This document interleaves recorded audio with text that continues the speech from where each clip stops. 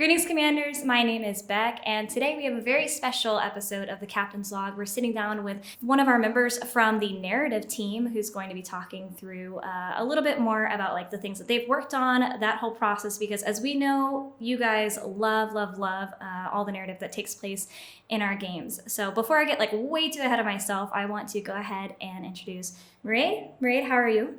Hi, I'm good. Thank you for having me. Yeah. Delighted to talk about this stuff. So I'm Mairead Long. I'm a narrative designer, usually based in Dublin, but enjoying sunny Barcelona right now. And yeah, I've been working on the narrative team for I think just over 3 years now. First job in the video games industry, so I got lucky. And yeah, still enjoying it. So yeah. So I have to ask, because obviously you're involved in all the process of writing and whatnot. Are you a Star Trek fan? Absolutely. Yeah, like I was a massive Star Trek fan even before starting the role. I think that probably helped a little bit, especially DS9. DS9 is my favorite show, like by far. I really enjoyed when we were doing that arc, getting to write like Goldie Cat and some of those like iconic characters was really, really fun. Also love Lower Decks, Strange New Worlds. I like a bit of the original series as well, just for the kind of campy vibes. It's really fun. Mm-hmm. But yeah, definitely a big fan. I still have yet to watch the original series. I think I've seen the first episode. It's so theatrical. It's great. Like, it's different, but it's like, it's really good. I've been putting it off. I got to get there. There. I'm almost done with TNG, so I'm like, I'm working my way around. Yeah, I love I've talked around TNG, which is like the most kind of beloved series. Yeah. I like it as well, but for me, it's like DS9. It's pinnacle. Yeah, I go back and forth between Voyager and TNG. Those are for me. I haven't finished DS9 though, so I feel like that's gonna change by the time I get a little bit more through it, because where I stopped is kind of where everyone is like, hey, this is when it picks up, right? And so you kind of touched on it a little bit, that you helped with the DS9 arc. Is that what you said? Yeah, so I wasn't doing the core missions for that. I did some side missions. So I think maybe we did like probably 4 sets of side missions throughout that arc. Some were for the New Bajoran faction, some were just like fun. I don't know, like Goldie Cat trying to kidnap Kira, or these kind of things, like playing on those threads that would have been in the show. Yeah. So then, speaking of like the past things that you've written on, at the time that we're airing this video, it's actually during one of your arcs as well, right. Strange New Worlds. Mm-hmm. But what are some of the ones that you have kind of worked on? What have kind of been your favorite? And then even moving into now with Strange New Worlds, what's kind of been more fun about bringing that back for the second time? So I think the favorite arc that I've ever worked on was actually the first arc that I was like the lead writer on, which was forgotten. Oh my god, the name escapes me. No, that's okay. Duality. Oh, okay. My favorite arc ever, Duality. It was really fun to do because, well, first of all, it was my first experience to like really like have my vision and be like, this is what I want to do, this is the story I want to do, and have the creative freedom with that. But also it was really an original arc. Like it was kind of based around, I think TNG era, but it was kind of focusing on Worf and like this idea of a hybrid that was like half Romulan, half Klingon. And so we really had like a lot of creative freedom. And I think when we do original arcs as well, we kind of get a chance maybe to like tie the narrative a bit more into the gameplay and stuff.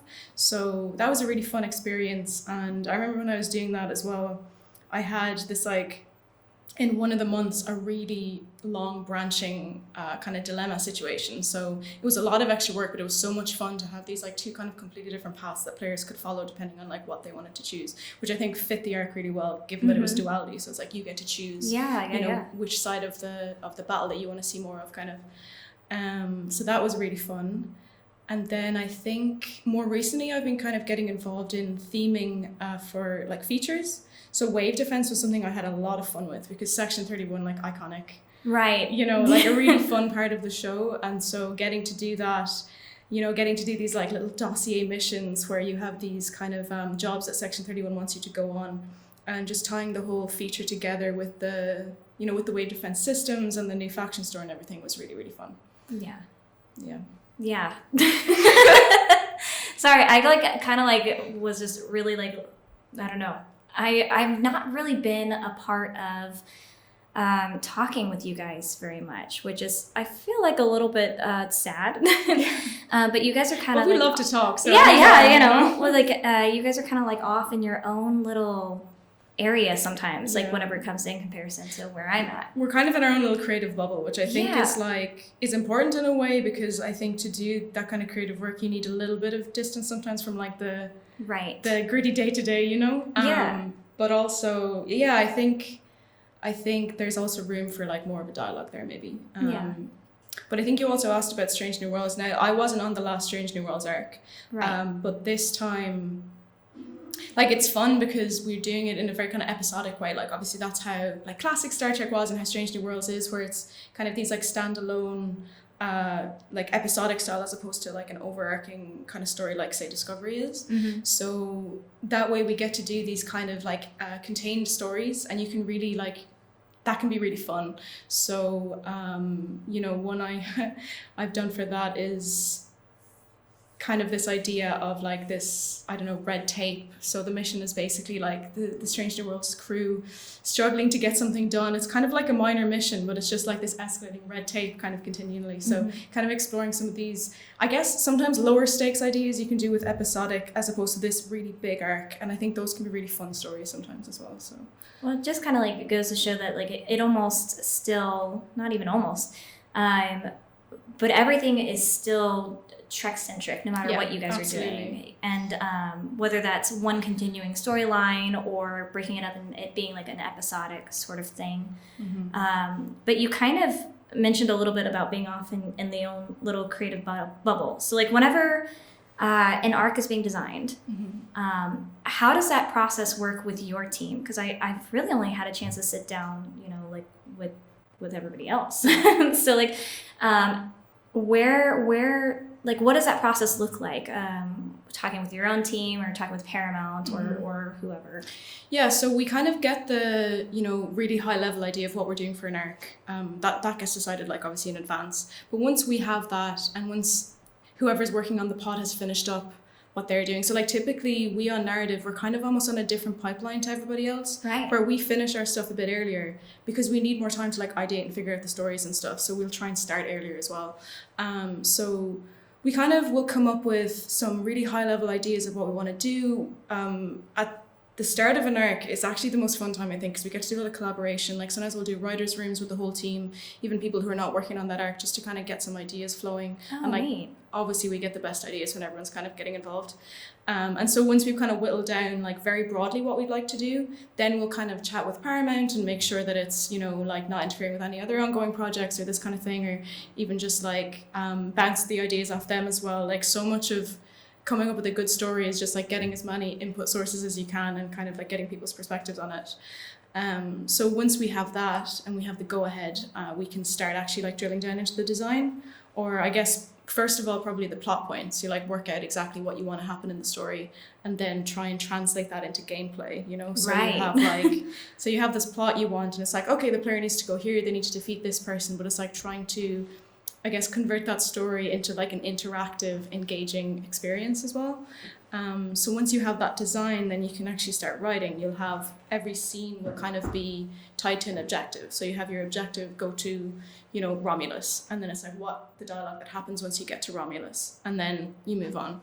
So you'll write out your whole script that way. And then you're pretty much, well, we'll edit it, obviously. We'll edit it before we put it into the game to make sure it's all good. That's all within the narrative team. We just edit each other's work. And then once that's done, it's pretty much ready to go into the game. We'll like, create our characters. We'll add whatever like little art pieces we have, like mission panels, thumbnails, that kind of thing. Put in all our objectives, all our missions, all our dialogue, and QA it, play it in the game, make sure it flows, make sure it's fun to play, make sure there's no mistakes. And then it's pretty much ready for players at that point. Wow. Yeah. There's significantly more to it than I thought. And it's not even like I don't know, I think it's just because I have like zero visibility into like any of that. We're a little black box. Like it just, I don't know, in my brain I'm like, oh yeah, you know, I see it at a much later time. Like I'll see, you know, the spec, and I'll obviously by that point you guys have already figured out, you know, at least like where the story's going and how that's being driven or whatnot. Yeah. But then by the time I look again, everything's just kind of done. Yeah, you know? yeah. I think there's kind of this thing that happens with storytelling and writing specifically as well, where like so much of it is kind of almost like it needs to percolate for a bit in your brain. Like a lot of it is just thinking, and sometimes it looks like, oh, maybe you're not doing that much, but like for me specifically, I need that kind of build up time to really think about it and where I want the story to go. So then when I actually start doing the things, I can move quite quickly. But I think probably writing is the longest part of the process for me. And again, this is different for everyone in the team. Like everyone has different strengths, everyone has different like experience and backgrounds and stuff. Writing, I love it, but it's like, it's like heavy kind of cognitive load in a way. Yeah. Design is really fun. I really enjoy the design, but I think that my favorite part is just that like initial bit where we're like coming up with these crazy ideas, and like often we'll just like go really out there with stuff that probably won't work, but it's like you can take something from it maybe. Right. And it's the collaboration, I think, because writing is a very solitary task. Like really it's just you and your Google Docs or whatever, just kind of until you're done. But getting to work with the team more, I think it's probably my favorite part. Is whenever you guys are doing like bouncing off ideas off of one another, is that something because as you know we have all the different hubs, is that something that y'all tend to do together, like in a room or through Zoom or things like that? So it really depends. We've done a few so most of our narrative designers are based in Dublin. We have one based in Barcelona, and then I'm kind of going back and forth a little bit, but we've had a few where we've had everyone in person, where it's worked out that we've brought someone over, or like, you know, if someone has been traveling for work and we've made it happen that everyone is together. And that is like by far where we get the best ideas. Like there's something about people being in person, it's the energy as well. You know, it's like writing things up on the whiteboard, and there's something about like everyone being together and seeing it all together that you just kind of like, it flows better, I think. But we've done a lot of Zoom writers' rooms, and we get really good stuff out of that as well. I just love the energy of being in person, me personally, but either way, as long as we can get like everyone into a room, whether it's virtual or real, like that's the ideal. Yeah, I can only envision like what that like would look like, putting everybody, all these creative minds in a room and just throwing out the most ridiculous or crazy or like, you know, what's like the furthest thing that we could do with all of this or whatnot, and then seeing how that gets narrowed down and into like a streamlined like process. I feel like what usually ends up happening is we just have a whiteboard full of nonsense that makes no sense unless you have context. Like it's just like these tidbits of like, do this thing, and it's like if you look at it and you weren't there, you're like, what? It's like that meme where it's got like all the lines or whatever to all these things. It's like the Charlie Kelly. Yeah, exactly. I couldn't think of his name. That's exactly it. Yeah. Man.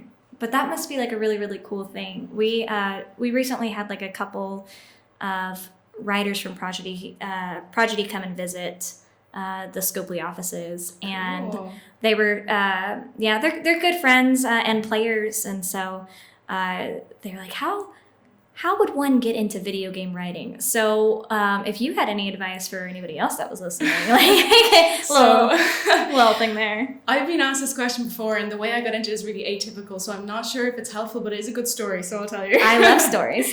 So I actually come from an IT background, so I used to work in IT support. I didn't know that. Yeah, okay. So I used to work in IT support, but I just really was quite like unfulfilled in it, because I really enjoy creative things, I always have, and I think it was just like COVID happened, and I was working from home all the time, and I kind of realized like the thing that was getting me through that job was like the people and the atmosphere of going to work every day and having that camaraderie. And when I was just sitting at home doing it, I was like, wow, this is not for me. So I quit that job. I went back and did a business master's because I didn't know what I wanted to do. Wow. Okay. So I was like, well, I'll just do a master's in strategy or whatever this ended up being. But at that time as well, I was getting back into writing, because I had a lot of spare time in my hands. And so I started writing these short stories, and my friend convinced me to start running a D&D session in that world. Okay. So we were doing that over COVID, because obviously all of us had a lot of free time, and it was a really good way to bond also, and just kind of like have something to look forward to during a time where there was not much going on. And I kind of just really fell in love with the whole narrative design thing of like trying to figure out like how to tell stories in an interactive way and like an engaging way, and like collaborative storytelling, right? Which is essentially what like especially TTRPGs are, where you as the DM have this idea of where a story can go, but then you have players giving you all this feedback and kind of guiding it themselves as well. So I started looking into, is this like a job you can do? And it turns out, yes. Yes, it is. Yes, it is.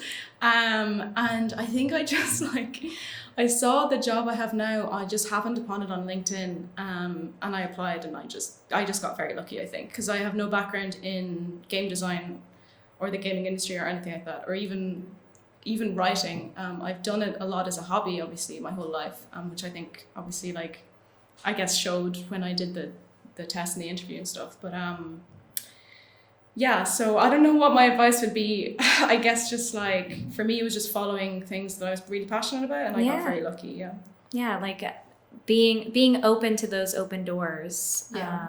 But I had zero idea about any of that, and I feel a little bit sad now that I didn't know. And now I also want to, maybe ask you to help me to get into D&D, because it's one thing that I really, really want to learn. And I love talking about D&D, so then we will set up a time. Yeah, absolutely. Because I've been wanting to do that for when I move or whatnot. There's been a group that's been talking about maybe we'll do some D&D, and so we'll have to. We'll talk about it. Absolutely. Yeah. No, I just month after month after month, something that consistently comes back from our players is, man, tell the narrative team that they did an A+ job. And it came up recently. One of our other team members was like, how come we've never sat down with someone from narrative? I'm like, well, they're all in Dublin. We're just very shy, we're oh yeah, absolutely very shy. No. So I was really, really stoked that you were going to be here at the same time that I was going to be here, and that you were willing to kind of sit down and chat with me. I do have one more question before we kind of go and wrap up. I know you can't share about what you're working on for the future, because that obviously is just spoiler, because you would be telling us one out of the future arcs.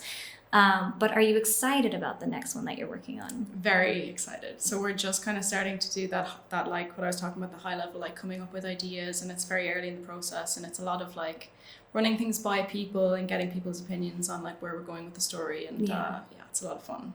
Yeah, really excited for this one. This is one of those times where I wish I could just put my ear up to the door to get my own little be sneak fly on peek. the wall. Yeah, exactly. So, but no, thank you so much for hanging out with us. I know Absolutely. you had to take some time out of your day to do this in your own planning, but it was a good one. Very happy to. Yeah. Yeah, it Thanks was a for good having me. time. Yeah. So with that, thank you guys for joining us along for the ride. I know that a lot of you guys were really, really hoping for an episode like this. If you're wanting to see more of these, maybe we can track down a couple more people to sit down and chat with us. But other than that, that's this episode of the Captain's Log, and we will catch you guys later. So live long and prosper, Commanders.